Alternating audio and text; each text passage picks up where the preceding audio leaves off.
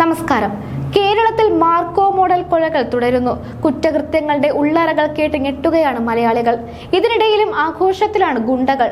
കരുനാഗപ്പള്ളിയിലെ ഹോട്ടലിൽ ആവേശം മോഡലിൽ ഗുണ്ടാ നേതാവിന്റെ പിറന്നാൾ ആഘോഷം നടന്നുവെന്നാണ് പോലീസ് പറയുന്നത്.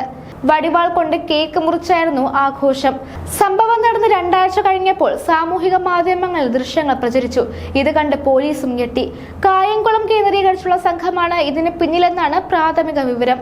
ഗുണ്ടാ നേതാവ് നിതീഷിന്റെ പിറന്നാൾ ആഘോഷിക്കാനാണ് ഇവർ ഒത്തുകൂടിയതെന്ന് പോലീസ് അന്ന് കണ്ടെത്തിയിരുന്നു. വെഞ്ഞാറമൂട്ടിലെ അഫാന്റെ കോലയിൽ നിറയുന്നത് മാർക്കോ മോഡൽ പ്രതികാരമാണ്. ഉണ്ണി മുകുന്ദൻ സിനിമയുടെ സ്വാധീന ചർച്ചകൾ മുമ്പോട്ട് പോകുമ്പോഴാണ് ആവേശം മോഡൽ പിറന്നാൾ വാർത്തയും എത്തുന്നത്. കഴിഞ്ഞ വർഷം ഇതേ സമയത്ത് ഗുണ്ടാ നേതാവിന്റെ പിറന്നാൾ ആഘോഷിക്കാൻ ഒത്തുകൂടിയ കൊലക്കേസ് പ്രതി ഉൾപ്പെടെയുള്ള സംഘത്തെ കായംകുളത്ത് പോലീസ് പിടികൂടിയിരുന്നു. കൊലക്കേസ് പ്രതി ഉൾപ്പെടെയുള്ള ഗുണ്ടാ സംഘമാണ് 2024 അറസ്റ്റിലായത്. അന്ന് SDPI നേതാവ് KS ഷാനിനെ കൊലപ്പെടുത്തിയ കേസിലെ പ്രതി അതിലും മറ്റു 9 പേരുമാണ് പിടിയിലായത്.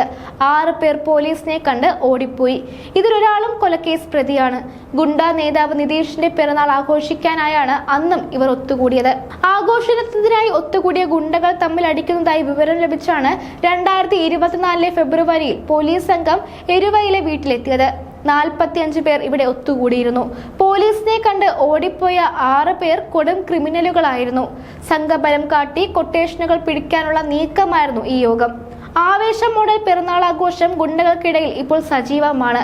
ആഴ്ചകൾക്ക് മുൻപ് തൃശൂരിലും സമാന ചർച്ച ഉയർന്നിരുന്നു. ആഘോഷം പൊളിച്ചതിനുള്ള വൈരാഗ്യത്തിൽ പോലീസ് സ്റ്റേഷനും കമ്മീഷണർ ഓഫീസും ബോംബ് വെച്ച് തകർക്കുമെന്ന് ഭീഷണിപ്പെടുത്തിയ ഗുണ്ട തീക്കാറ്റ് സാജൻ പിടിയിലാവുകയും ചെയ്തിരുന്നു. 2024 ജൂലൈ 7-നാണ് പ്രായപൂർത്തിയാകാത്ത കുട്ടികൾ ഉൾപ്പെടെയുള്ളവരെ ആവേശം മോഡൽ പിറന്നാൾ ആഘോഷിക്കാനുള്ള ഒരുക്കത്തിനിടെ പോലീസ് പിടികൂടിയത്. തേക്കിൻകാട് മൈതാനത്തായിരുന്നു ആഘോഷ പരിപാടികൾ നടത്താൻ നിശ്ചയിച്ചിരുന്നത്. സാജൻ ആവേശം മോഡലിൽ അനുയായികൾക്കിടയിലെത്തി കേക്ക് മുറിക്കുന്നതിന്റെ റീൽസ് എടുത്ത് സാമൂഹിക മാധ്യമങ്ങളിലൂടെ പ്രചരിപ്പിക്കുകയായിരുന്നു ലക്ഷ്യം. എന്നാൽ സാജൻ എത്തും മുൻപ് വിവരമറിഞ്ഞ പോലീസ് മുഴുവൻ പേരെയും കസ്റ്റഡിയിലെടുത്തു. പ്രായപൂർത്തിയാവാത്ത കുട്ടികൾ ഉൾപ്പെടെ 32 പേരാണ് സംഘത്തിലുണ്ടായിരുന്നത്. പ്രായപൂർത്തിയാകാത്തവരെ താക്കീത് നൽകിയ ശേഷം രക്ഷിതാക്കൾക്കൊപ്പം വിട്ടയച്ചെങ്കിലും ക്രിമിനൽ പശ്ചാത്തലമുള്ള 16 പേരെ പോലീസ് അറസ്റ്റ് ചെയ്തിരുന്നു. പിടിയിലായ അനുയായികളെ വിട്ടയച്ചില്ലെങ്കിൽ പോലീസ് സ്റ്റേഷനും കമ്മീഷണർ ഓഫീസും ബോംബ് വെച്ച് തകർക്കുമെന്നായിരുന്നു ഫോണിൽ ഭീഷണി. തൃശൂർ ഈസ്റ്റ് പോലീസ് സ്റ്റേഷനിലേക്കാണ് ഭീഷണി എത്തിയത്. 3 കൊലപാതകങ്ങൾ ഉൾപ്പെടെ 12 കേസുകളിൽ പ്രതിയാണ് പുത്തൂർ സ്വദേശിയായ സാജൻ. ഇൻസ്റ്റഗ്രാം വഴിയാണ് ഇയാൾ തന്റെ സംഘത്തിലേക്ക് ആളുകളെ കണ്ടെത്തിയത്. ഇതിനെല്ലാം വേണ്ടിയാണ് ഗുണ്ടകൾ ഇത്തരം പിറന്നാൾ ആഘോഷം നടത്തുന്നത്. ഓരോ ജീവിതവും ഓരോ കഥകളാണ്, വേറിട്ട കഥകളുടെ ഒരു കൂട്ടായ്മ. വേണമെങ്കിൽ നമുക്കതിനെ ഒരു നോവലെന്ന് പേരിടാം. അതുപോലൊരു നോവലല്ലേ നിങ്ങളുടെ ജീവിതവും?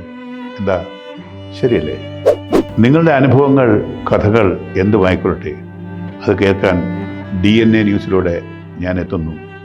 കഥ പോലൊരു ജീവിതം, അതിനായി ഞാൻ നിങ്ങൾക്ക് വേണ്ടി കാത്തിരിക്കുന്നു. നമുക്ക് ഒന്നിച്ച് കാണാം, കുറേ കാര്യങ്ങൾ സംസാരിക്കാം, വേദനകൾ പങ്കിടാം. നിങ്ങളുടെ വിഷയങ്ങൾ, അനുഭവങ്ങൾ അത് ഞങ്ങളെ അറിയിക്കേണ്ട വിലാസം താഴെ കൊടുക്കുന്നു.